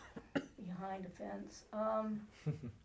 I do like that in the circle at Warner Robins. It used to be, I think, Freeman's way back when, a gym. That would be nice if we could just make sure it stays safe. Big fence. A big fence, yeah. Unfortunately, you know, Tall fence. it's kind of getting to that point that you have to kind of look at that. Plus, with so much building going on, another thing that was happening at St. Isidore's Garden, it was the deer have nowhere to go, and they were finding their way to the garden too. Even though that's downtown Warner Robins, we were having that. So you know that when you say a community garden, you got to kind of take safety. What's it going to attract? You know, the deer and all that. Water, soil, the lighting. So you know that one would be nothing that I could just pop out an answer to. Well, that's why in this scenario, each of you have been asked to help because all of you have different knowledge, all of you have different experiences, and each of you has something to contribute. So it's not that you're being a downer, you're just, you have a different POV that you want to present, which is important. I see the community part is like very important. Yeah. Like wherever that community will thrive, that's where it should be because that's how it's gonna happen. That's what's gonna keep it from getting robbed. It's the mutual respect of this is for everybody. Well, And that's so the question about what's going to happen with downtown Warner Robins when she creates a Yeah. downtown. Is it going to be a safe area? Mm. So they're doing stuff to make sure it's going to be safe. yeah, So why not include a garden that's going to be safe as well? You know, something's going to give to make sure a downtown area is a place you want to go. Yeah. And Right. keep one around. It's beautiful. It's really, Yeah. you know. Yeah. I work with Tiffany on that, and they got some good plants and some beautiful trees and renderings and stuff. But like I said, one of the big things is everybody got all these really brilliant ideas that we're going to put gardens out, we're going to do that. The big thing is who's going to maintain it. And that's what, like a lot of community gardens, everybody's like, yeah, I can't wait, and they put their little plants out, and then they're gone. You know, and it's like, hey, aren't you going to help maintain? Well, they use the prisoners to pick up trash. And that's Well, what highway. Greenfinger was, so, yeah. You have the, There you go. Problem solving. It kind of goes back to what Kenny was saying is community. The community Absolutely. is important. So I think if everyone involved in it or takes part in it, you know, signs sort of like a, what do they call that? Like a, it's like a good, oh, I can't think of the word I want to do. Good like Is it Good Samaritan? or something like that, Or- like yeah. an agreement that's like, I will do this, you know what I mean? And you meet regularly and everyone's involved. and if you have it where you don't have to drive and try to find parking, so if you do it in your actual community, like your subdivision, we were looking at one, matter of fact, yesterday, over, behind the old, U-Haul on Watson. There's a nice strip of land that would be a beautiful garden. It's not big enough to put a house on, but it's probably as wide as this room is, and it's long. And we were standing there, we were picking up trash, and we were thinking, this would make a really nice garden, and there's a nice community there. And then we all look like, who's gonna do it? We're all like, oh, Right. you know, not me. But I guarantee there's people that want to do it. Yeah. It's just finding where it will work for them to do They it. don't have space And- in and their look- own yards, and Yeah. this would be perfect for them. And let the little community say, hey, we'll come out and help you get started. And like with the Master Gardens, we'll help that, but we don't maintain them. Yeah. Because we can't. But if you could get some community leaders, and that's what we need to do, is kind of grow some more community leaders that will come out and say, hey, this is what we need to do, and have follow through. But your newbies, your rookies in the Master Gardeners have to give a lot of volunteer hours. They do. Right, Yes. Jan? Oh, yeah. And they would come out and help, but they can't be responsible for Yeah, it. no, they wouldn't be, but they can help. But they could help get, have classes for the homeowners in there, and there's probably, I'm really bad at this, but maybe 50 houses. Mhm. And a lot of them, they're the habitat houses, so that they already kind of know them and kind of say, Yeah. hey, let's put this out there. And you take a look at your subdivisions, do you have a piece of land that won't perk, or for whatever reason they can't, and have somebody come in and say, hey, this would be a good garden space. I had one on, near us on Water Drive, and they finally built a house on it. It was an empty lot for literally 12 years. The house burnt down, they tore it down, it was an empty lot, literally. There was water there. It was ready to go, right? They finally built a house on it. I was really hoping, I was actually saving up to buy that lot for that reason, make it a community garden. Right, right. Yeah. Yeah. Didn't happen, but that's okay. Well, we already have a model. I too worked at St. Isidore at Sacred Heart, and it was really much like what you're saying, Kenny. It was a community-minded group of people, so everybody was in agreement on what they were going to do. So the idea was that they'd grow. There's a community center there, and there's like a Christian service center, so people who need things like bedding, for example, or have to borrow cots, they could go to the church. And there are plenty of restaurant owners who make contributions, for example, of the things like pastry, for example, if there's like near the expiration date, but instead of dumping it, they would make this contribution. So there was this wonderful outreach for the community, and in a variety of ways. And our little piece was to produce fresh produce. And then they worked in conjunction with the, like a soup kitchen. So some of our main people from the St. Isidore, the garden, would work with the soup kitchen, and they would talk about, well, this is the kind of vegetable that's coming up soon. What would you like to cook? I mean, the cooperation was Great. amazing, and so I guess I'm reiterating this because we already have a wonderful example out there. It worked beautifully. So are there ways to add more security? I suppose so, only because, and if you're one of those people who stole those things, we forgive you, but don't do that again. Come on. Join the side of service so that you can help your fellow people. That's great. Because it's a wonderful thing. It's a wonderful thing. You're feeding people. You're out there in the fresh air. As workers, we're out there in the fresh air. You pull a lot of weeds. So what? They have to be pulled. You plant things. You have this wonderful long row, for example, a 30-foot row, I think it was, of sweet potatoes. Time to harvest. Make your guess. How many pounds of sweet potatoes do you think we're going to harvest? Yeah. So what would you say? A 30-foot long. A lot, like 250 pounds. Awful lot. Yeah, we did a little contest, and I'm like, this is just amazing to see again the efforts of our work, but this was more of a community. And you Fair. develop friendships. Oh my God! And you learn so much. Like I honestly learned a lot, and was able to take it to my own home. So it's win-win all over the place. the It's a guy- really good question. Whoever came up with that That was question, rad. because that's something to strive for. These things are absolutely possible. Yeah. Let's get the right mindset together and play nicely in the sand pile, or in this case, the garden. I tell you, I took a lot of pictures of it, because the guy that designed it, Randy, Amazing. it was like everything, all this. Right. corners Raised were beds. squared, Yes. and- Yeah. I mean, you just walk in there and say, this looks like something you would see in a magazine. It was that good.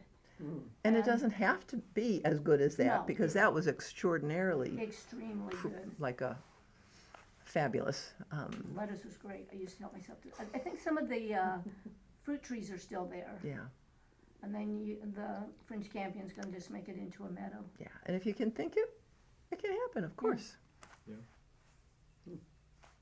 Okay. Good questions. Well, we could Anything, do one of Bobby? our colors. You're sitting awfully quiet with this one.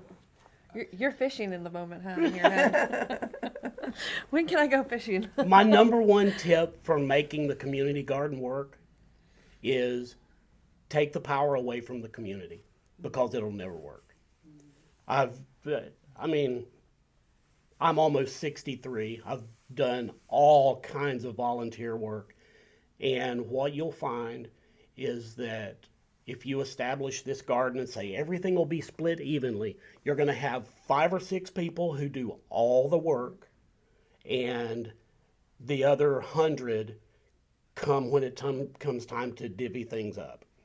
So community gardens rarely work unless there is someone in the power position to manage it. Right. You'd have to have like a volunteer schedule, and then it would be like, if you no-show your volunteer scheduled time more than twice in a year, you relinquish your membership or something like Well, that. and I was thinking, if you have somebody who wants to work for 4 hours a year, when it comes time to divvy up things, they get 3 Brussels sprouts. Yeah.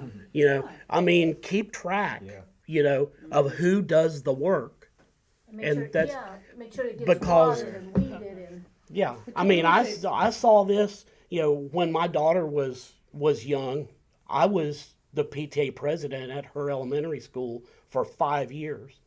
And I saw this year after year after year. You've got 5 or 6 people who do the work, and the other people who want to sit back and show you how to do it. That's not unusual. Yeah. So, In Europe, you know what they do in Europe? Each person buys a plot. Yeah. Basically 6 by 6. It's theirs to work. and they get what they work for. That's, I mean, I know it's not popular in today's culture, but communism never works. So if you just buy in and everybody splits everything evenly from then on, you're gonna have people freeloading. Well, That's how why it's you gonna got work. In Europe, where it works so well. Yeah. They tend to their own plot. Yep. What they do there and what they get out of the soil is theirs. Absolutely. And they're waiting. There's a waiting list for a plot to open up, and it's only usually by attrition. Well, that's how many military bases work. Yeah, agreed. Yeah. You know, they have community gardens, and you go and you sign up and you get your plot and you grow whatever you want, you work it, but that works. And ours closed up because the guy that was running it was, he was over at the Hope Gardens and we were sharing stuff and all that, then he left.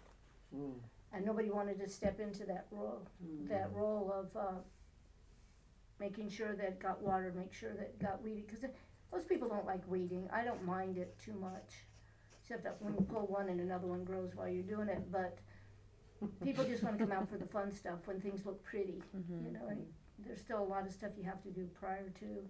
A lot of the big cities in California, that's how they do it too. Just like you're saying, it's a community garden, but you buy a Well, plot. you have to set up a system to where people have some skin in the game. And that's the key to success. Yeah, these are great insights. I love this. I'm so glad we asked this question because it's kind of cool to hear.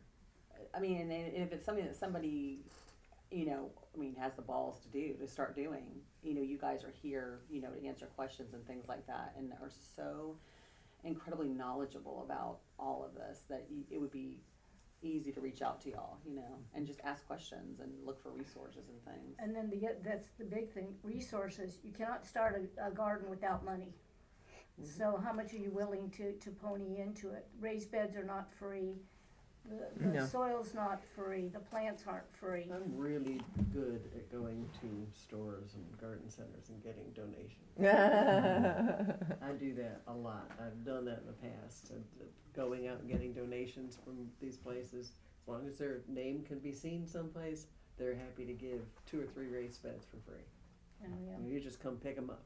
We gotta put them together, mind you, but that's okay. I've done that a few times, so not a problem. Donations go a long way if you're willing to just ask. Yeah. And that's the thing that people sort of overlook.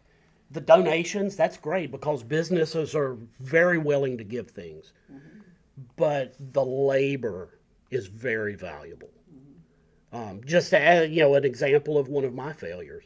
I was helping with a junior master gardener program at an elementary school in Houston County. And I went out of my way. I begged this business, that business. I got tons of supplies. I hauled every bit of it, load by load, in my pickup truck, brought it to the school, and we had a Saturday where we had the Junior Master Gardeners Club. All the parents, we notified them. Guess how many parents showed up for that work day? Zero. Zero. Zero. I did it all myself. Oh my gosh. I did every bit of it alone. Even the teachers did not show up.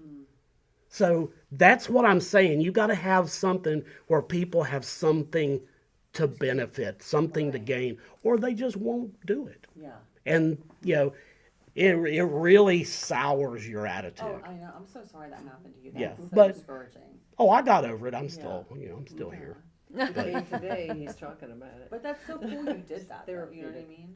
Absolutely. That's amazing that you stood up for your community like that and just showed up. And with donations, when you think of gardening, you think of like the soil, the raised beds, all that.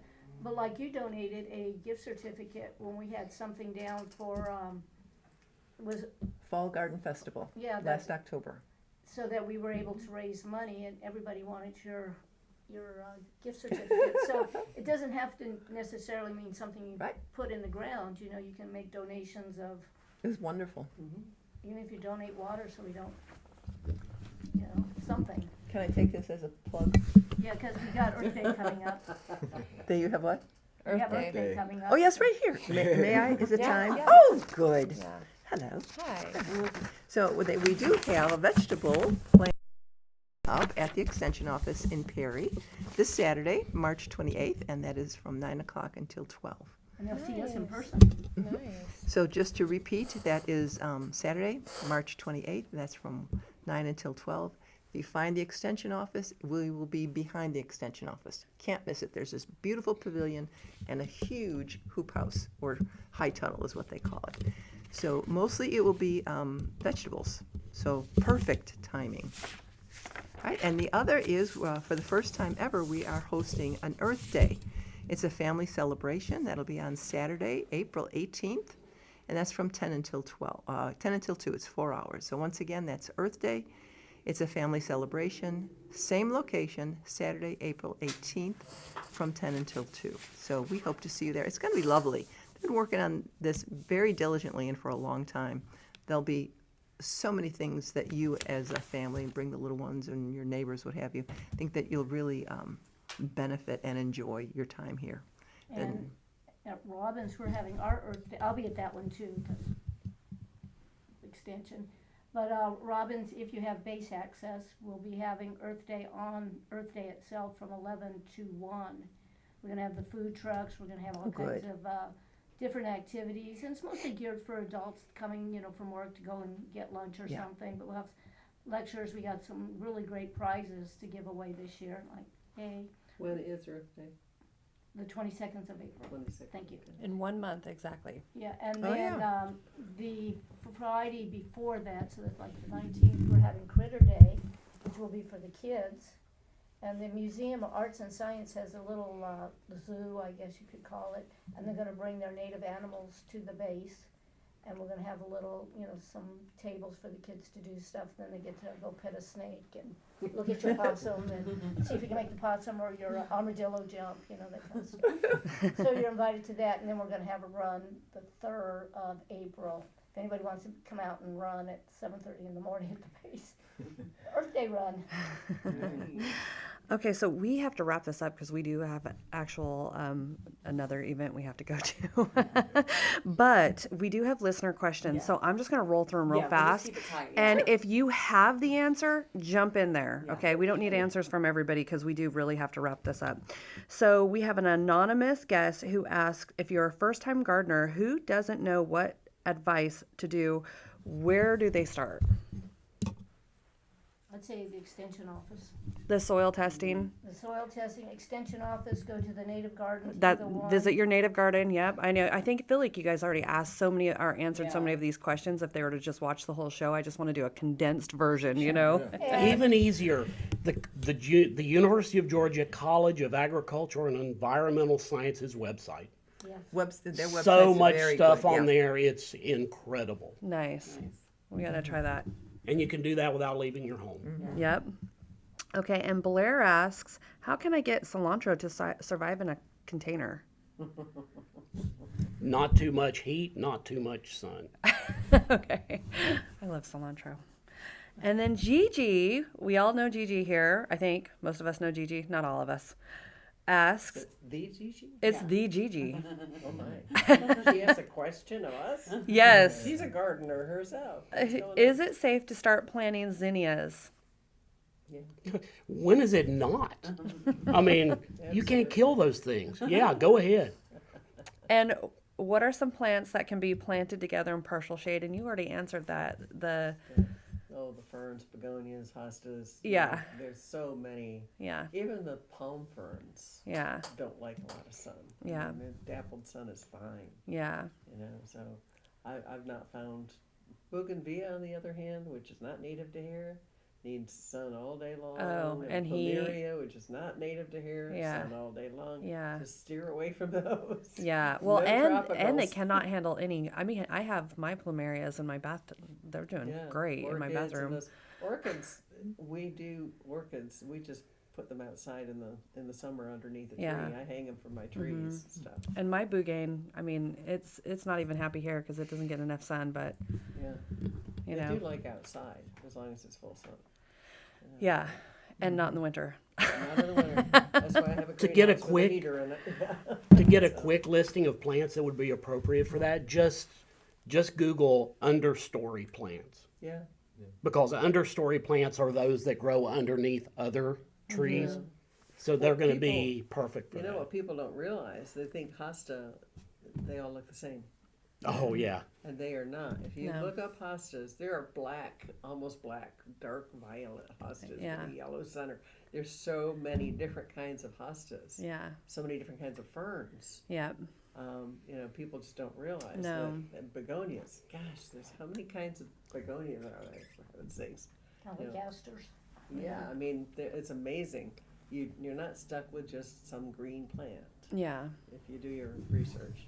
All right, so we're gonna wrap it up. Bobby, you want to shout out your socials if you have any, or anywhere you? I'm not a social guy. Okay.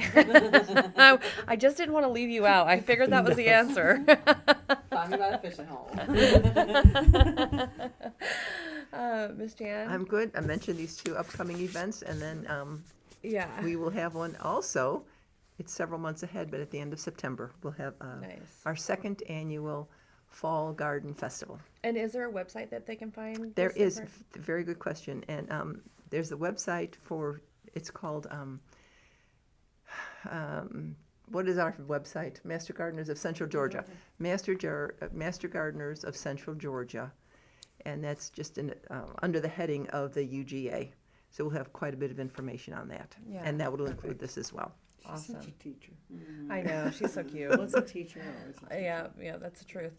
Kenny, what about you? You want to shout out any? Yeah, I'm looking at it right now. I wanted to make sure I had it right. So earlier I said go to gnps.org. That's our website for Georgia Native Plant Society. You can learn all about native plants in Georgia. And if you go to not the education tab, that's what I said earlier, but the conservation tab, and then go to community supported propagation, you can find Boy Scout Road Nursery. That's us, and we're located in Byron. I think that's all I had to say. You can also email us at bsrn_admin@gnps.org if you want to learn more about volunteering and get some updates from the newsletter. Nice. Cool. I have no socials.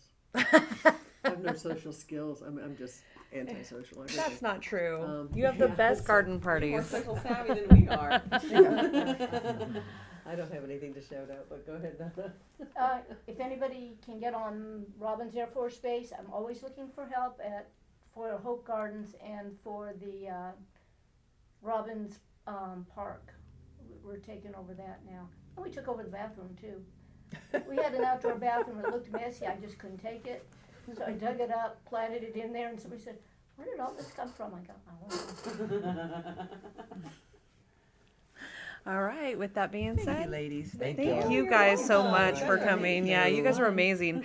This is like a long episode, but I love it, and I'm so Yeah. excited by it. You guys have me inspired. Yes. this is Yeah. So cool. We might have to do a part 2 next year. Seriously. Well, if you guys didn't have something else to do, I'm heading over to the Native Plant Center now. Oh. Change clothes and gone on over there and fertilize. Oh. My least favorite thing to do. It I needs wish we would have planned that out ahead of time because that would have been fun. Oh, to do it there? Yeah, oh no, well that would have been fun too. Yeah. You can do it there. We got a nice space. We got like. Yeah, that would have been a lot of fun. Well, Thank next you. year we're doing that. Okay, Yeah. we'll go either to your place or your place, one of Yeah. your guys' places. That'd be fun. Yeah, Yeah. or Yeah. Danielle's. Danielle has a pretty garden too. We might go to Danielle's. We could go eat lunch somewhere afterwards too. That'd be Yeah. No, the thing is, you don't have to have it for a garden show. If you're doing whatever your next one is, you can still do it at the garden. Yeah, That's It true. doesn't have to be. I know. I was just thinking that because there's another show we're going to be inviting Danielle on, and I was like, maybe we should have that show on there. You never know. I'll have it in my garden. Yeah, that'd be have fun. Yeah, And we come. can sit there calmly and talk about how to kill people. Like Yeah, that's yeah. what How to we get do. away with murder. I mean, that's what I like to But we honestly That's learned- that's a whole other show. Any of y'all are welcome to come volunteer anytime. So, Okay. Like I said, that email it has our dates and. I love that. And when Danielle has her annual garden party, you'll have to hit them up. Yeah. Yeah. And see, I think it's the same as your garden too, at the Native Plant Center. If you donate an hour of your time, you get a plant. Okay. Cool. Cool. We changed ours. Unfortunately, it's not like that anymore. Okay. But we try to give as much information as possible. Too and- late. She already. Ah. I heard it. I have, Kenny, you're the boss, right? We You can make this have happen. some free plants that I can Accept give it. away. Says a So contract. maybe. Maybe we'll my think about problem it. is the Bay said you can have the camellia gardens, you can do whatever you want. I'm kind of an island to myself. I can chop whatever. They don't restrict me, but they don't give me any money. So I go over, work at Ben's, and hey, got another plant to put in. Hey, and that's why I wound up with so many native plants. I said, you know, I like this. You rooted the camellia branches you picked. The camellias were there. It was put in by the Camellia Society and the Chamber of Commerce in 1977. And then they got bored with it, Aw. and they left. And we do a memorial. They built this, it was really kind of ugly, but a memorial up there. And if you died, they had a little ceremony. It didn't have to be a war; it could be a civilian, and they would do that. Well, then after the Camellia Society kind of left, and the garden got to look like A jungle. it was bad. They only cleaned out the front end of it so it would look really good for the pictures. And then in 2016, they decided that we're not going to let everybody come on base anymore. So let's say you don't have base access, but your father died and you'd like to see his name on the memorial, you couldn't come because you can have access. So then they moved it over to the museum, so we do our little thing once a year over there. And then the garden just went worse after that. I mean, it was, when I brought the extension agent over and I said, this is what I want for my Master Gardener program, she said, all I could think of was, what a naive, stupid person you are. This will never work. She told me afterwards, because I'm like, oh, we can fix this. Okay, we don't have water, but I can get water. And, this is broken and that, but we can do it. And since then, I did. acquired a beautiful doing it. gazebo. There are worse things to be called, apparently. Yeah. You showed Because up. you wouldn't like that. You wouldn't like it because they were getting rid of the base bought these gorgeous, like Yoder's gazebos, the really big ones, hold about 12 and have all the gingerbread, expensive for smokers. What? So that I want to go out and eat. I can't eat anywhere because the smokers are in there and they won't, So anyway, when they were getting rid of the club, they said we're going to get rid of the gazebo. So I was over there. What are you going to do with it? We're going to trash it. And you're like, oh, please. I just said, oh, okay. So I went to the wing commander and I said, I want it. She said, I don't care. Just take it. You do whatever you want anyway. And I said, okay. So I called civil engineering. They came over and they moved it. And the people went nuts. They said, you can't do this. And I said, why not? Well, who said you could? I said, the wing commander. Well, they didn't tell me. And I said, well, you're not in the loop, I guess. I don't know. It's not my problem. Yeah. Take it up with him. Yeah. Actually, it was a her. Oh, And her. so, that's how I got that. And I just, when I'm running on base and I see something I like, I take my shovel and dig it out and bring it over. And I'm not having you in my yard. You're not welcome to the garden party. no, Don't come over this way. Run high. no, I'll just have my little clippers in a little bit. When you said coleus, you had me at coleus. Well, are you down? You all down to take a photo real quick? Well, we gotta let's wrap it up. Okay. All right. And with all that being said, thank you guys so much. That's a you. wrap.